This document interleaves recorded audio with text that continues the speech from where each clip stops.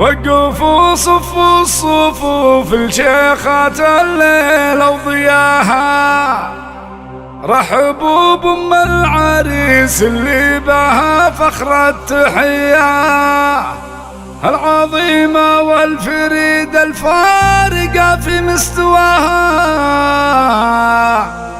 الخصال النادرة وفوق المعالي معتلية، الخصال النادرة وفوق المعالي معتلية.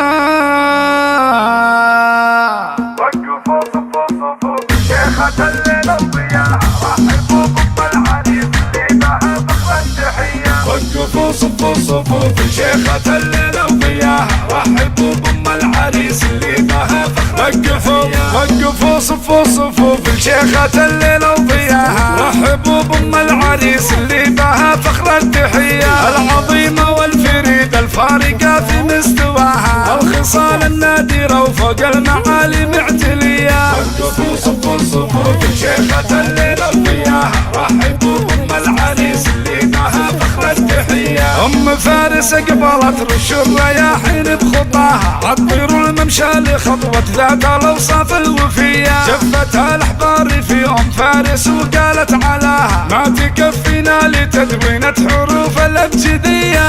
وقفوا صفوا صفوف شيخة الليل وضياها، رحبوا بأم العريس اللي بها فخر التحية. أم فارس شيخة شيخات والمولى عطاها المهابة والمكانة الشامخة بين البرية، الكرم والجود والأخلاق والله محتواها، كفها رمز العطايا مثل ما الغيمة سخية.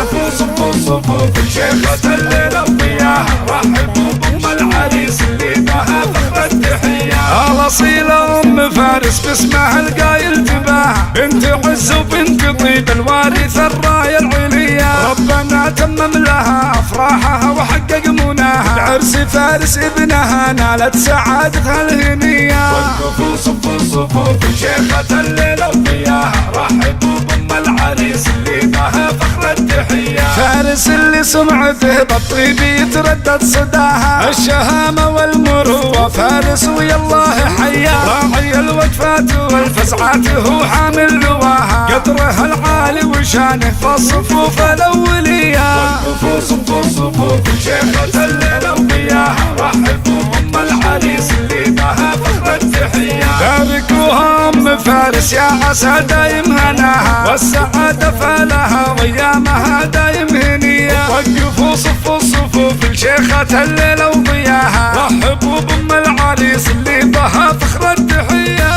وقفوا صفوا صفوف شيخة الليل وضياها، رحبوا بأم العريس اللي بها فخر التحية. وقفوا صفوا